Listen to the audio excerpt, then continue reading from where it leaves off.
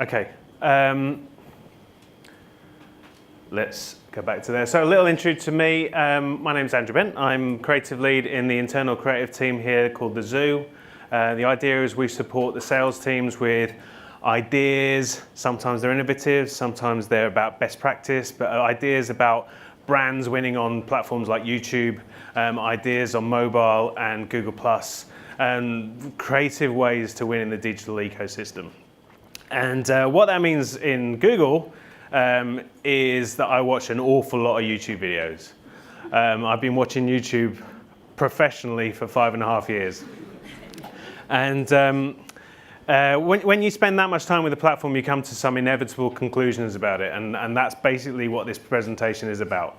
And hopefully this resonates with some people. Maybe it'll be news, maybe it'll be stuff you already know. Hopefully, if you already know it, and then it's funny enough that you're going to enjoy it. Okay, so does anybody recognize this video? Anyone know? This is Vic Reeves. That's Bob Mortimer. This is one of the videos that Foster's commissioned new original content from Vic and Bob about 2 years ago. And this was also part of Alan Partridge Mid-Morning Matters series that they commissioned at the same time. Everybody remember that? It got a bit of buzz amongst the industry. It was like a very interesting thing for Foster's to do, to commission original online content. This is the most watched video from that whole series. It's just under 300,000 views. And Foster's as a profile on YouTube, they've got 12,000 subscribers, a total number of views of 5.4 million total views. That's all the views together. And that's a conversion rate of views to subscribers around 450. So it takes 450 views for them to get a subscriber. This is the least watched video on a YouTuber called Dan Howell. His YouTube handle is Dan is not on fire. The least watched video on, he's a UK YouTuber, by the way, is 320,000. So that's already more than the most watched video from Foster's original commission content from people like Vic and Bob and Alan Partridge. Now this kid, has got 1.9 million subscribers, total number of views of 112 million, which is a 59 view per subscriber conversion rate.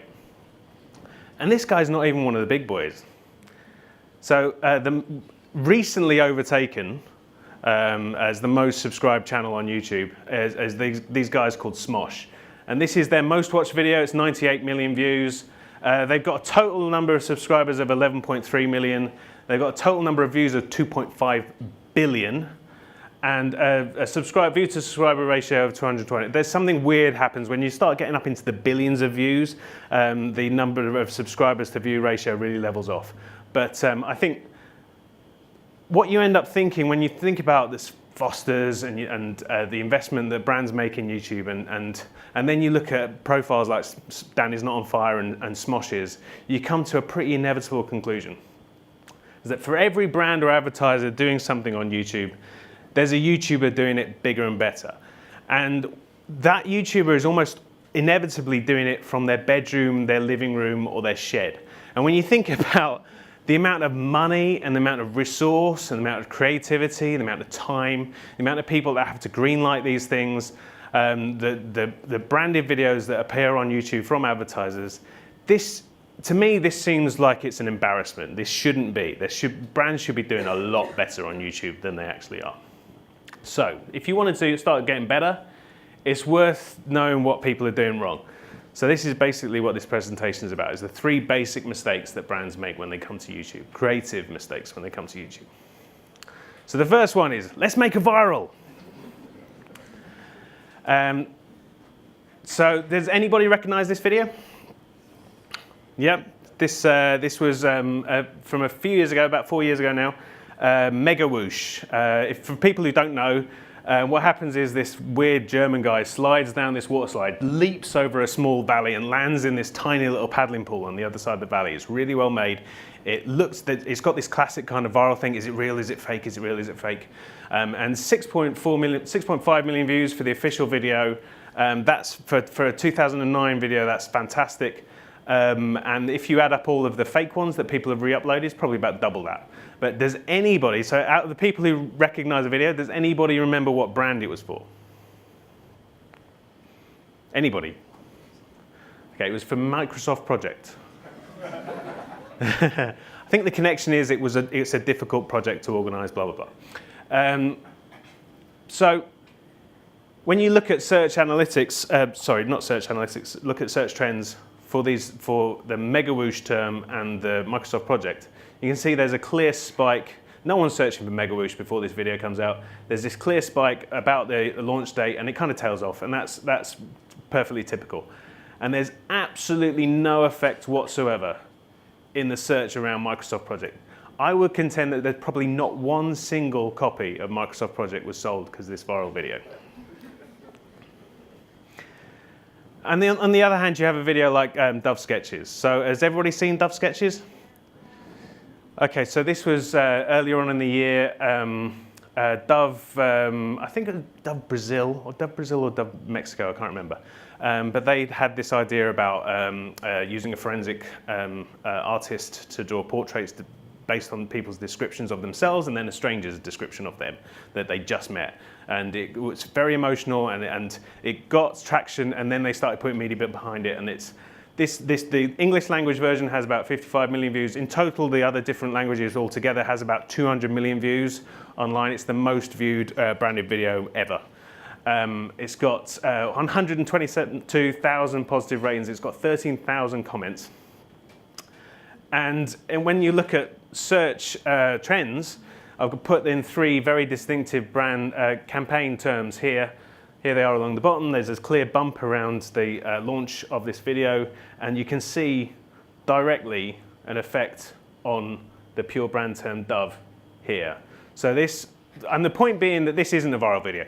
So even though it went viral to a certain extent, it's not a viral video. I think if you briefed a creative agency about make a viral video for Dove, no way would they come up with this.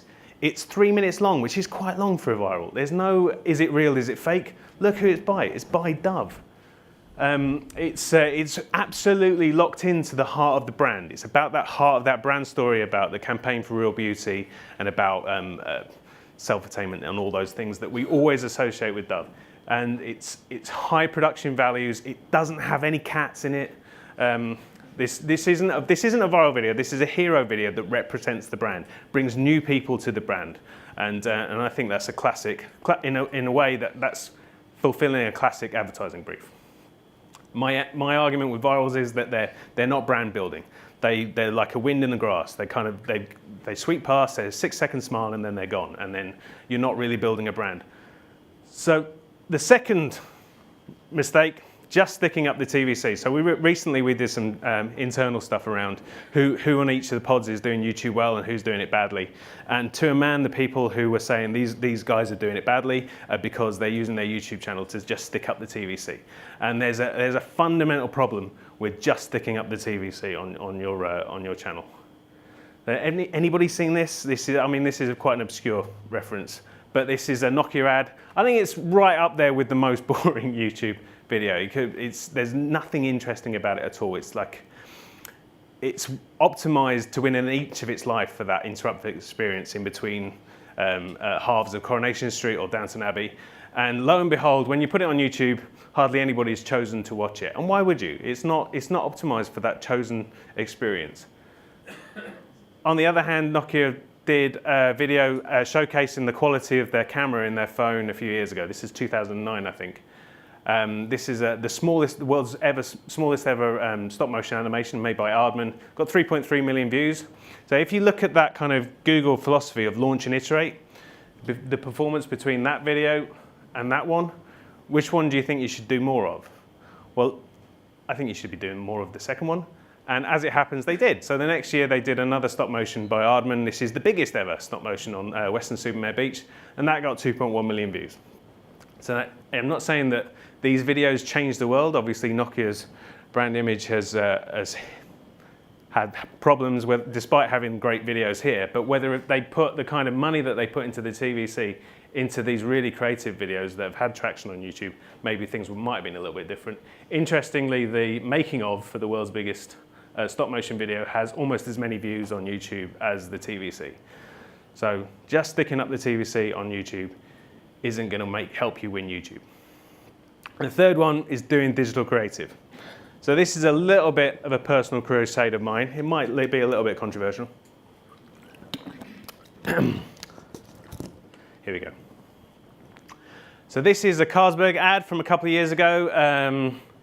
Guy lands on the moon. He's really chuffed about it. He tries to drink a bottle of Carlsberg to kind of celebrate. Turns out the glass is in the way and he can't drink it. It's a TV ad. Carlsberg stuck it up on their TV channel, their YouTube channel. It got 77,000 views. This isn't a surprise. It's not got nothing about it which makes you want to share it or particularly choose to watch it online. This isn't a surprise. Then they gave a brief to Skive digital agency to bring it to life on YouTube. And Skive did what is accepted as good digital creative, or certainly was at the time. They faked a YouTube page. And then as you're watching this guy bouncing around the moon, elements of the page started to float away like they were affected by zero gravity. And if anything, that did worse. That got 55,000 views.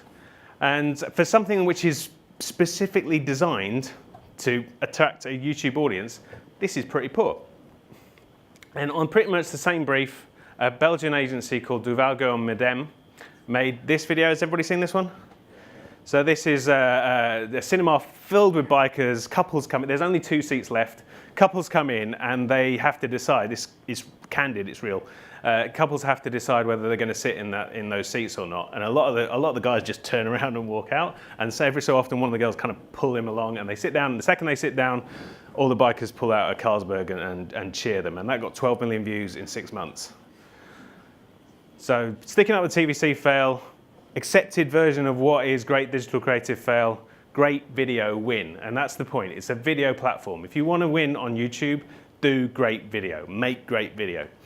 And great YouTube creative does not mean messing with people. This is my problem with a lot of the accepted version of what is great digital creative. So in 2004, does anybody recognize this? Yeah, so this is Subservient Chicken. So this was a campaign for Burger King in 2004, and the idea was you could type in stuff here and the chicken would do it. So dance and he'd dance, do press-ups and he'd do press-ups. And it had a massive impact on the industry. So I think for a whole generation of digital creatives, it really lit a light bulb above their head and say, it's not about content, it's about functionality. It's about playing with the format. And it's worth remembering, and that set the paradigm. That's great digital creative since then, is about playing with the format, playing with people.